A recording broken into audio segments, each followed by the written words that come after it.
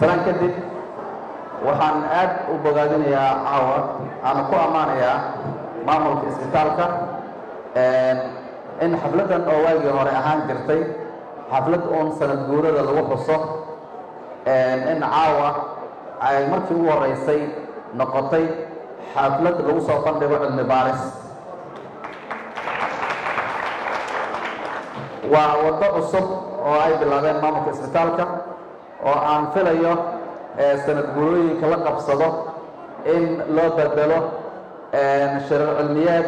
wax muhiim ah oo dadka waxtar u ah ay ka soo baxaan waxa aan aad u bogaadinayaa sidoo kale in xafladda caawa ay sidoo kale diiradda saartay dadkana u iftiimisay capacity-ga wasaaradda caafimaadka iyo isbitaalka ay leeyihiin shirkan caawa la soo bandhigay dabcan wuxuu mudnaa shirweyne caafimaad oo dhowr maalmood soconaya in lagu soo bandhigo xogaha halkan laga akrinayay ayay mudnayd qaarkoodna waa laga gaari waayey inkastoo aan ka raaligelinayno mas-uuliyiinta kasoo qaybgala qaarkood saacado badan oo ay fadhiyeen haddana wax badan ayaa caawa halkan laga faa'iiday oo aan hore looga warhaynin waxaan rajaynaya insha allahu tacaala in practically fikradaha halkan ama laga dooday ama cilmibaarisada lasoo bandhigay intaba in la hirgelin doono loona bedeli doono wax oo maaragtay ficil ah oo la qabto oo la hirgeliyo loo bedeli doono ayaan rajaynaya hadduu ilaa yidhaahdo talooyinka halkan ka soo baxayna dhammaantood la hirgelin doono insha allah waxaan ammaanayaa dhammaan shaqaalaha isbitaalka dhakhaatiir iyo kalkaaliyaal iyo shaybaaristayaal iyo nadaafad iyo waardiye intaba dadaalka xoogga leh ee ay ugu jiraan inay u adeegaan bulshadooda ayadoo aan ognahay nambarka aadka u badan ee sanad walba iyo bil walba ay u adeegaan ayagoo maaragtay in badan oo ka mid ay ku shaqaynayaan si mutadawacnimo ah oo aan waxba qaadanin wasaaradda caafimaadka isbitaallada ay gacanta ku hayso ay ugu horeeyaan isbitaal banaadir iyo martini waxa ay tusaale nool u yihiin waxa ay qabato wasaaradda caafimaadka waa waxa ugu muhiimsan ee ay ku faanto bulshadana ay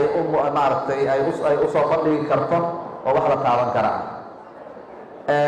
insha allahu tacaala waxaa naga go-aan annagana isbitaalladaas inaan garab istaagno inaan horumarino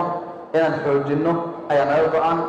marka insha allahu tacaala sida kuwa kalena ay gacanta kusoo galanhayeen qaarkood oo aan dhisneen burbursan weli qaarkood oo maaragtay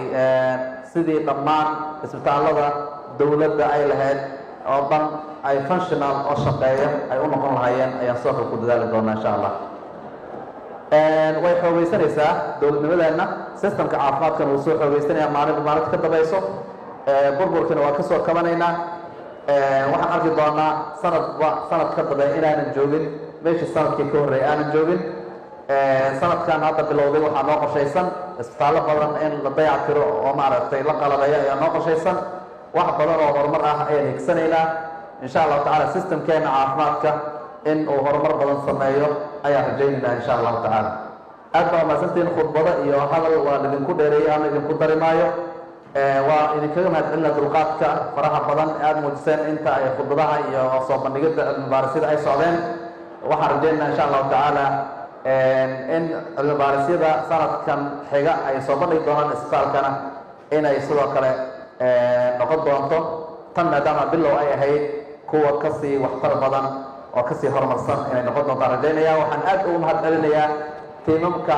dadaalka xoogga geliyey cilmi baaristan iyo maaragtay in lasoo bandhigo oo uu ka mid yahay doctor qalbi iyo maaragtay dhammaan dadkii ka qayb qaatay ee dadaalka xoogga la geliyey oo ay ka mid yihiin uguna horeeyaan maamulka isbitaalka sidoo kalena ay ka qayb qaateen agaasimayaasha wasaaradda qaar ka mid ah dhammaan iyo agaasimayaasha isbitaallada kaleba dhammaan waxaan leeyahay waa mahadsantihiin jazakum allahu khayr asalaamu calaykum waraxmat ullahi wabarakaatu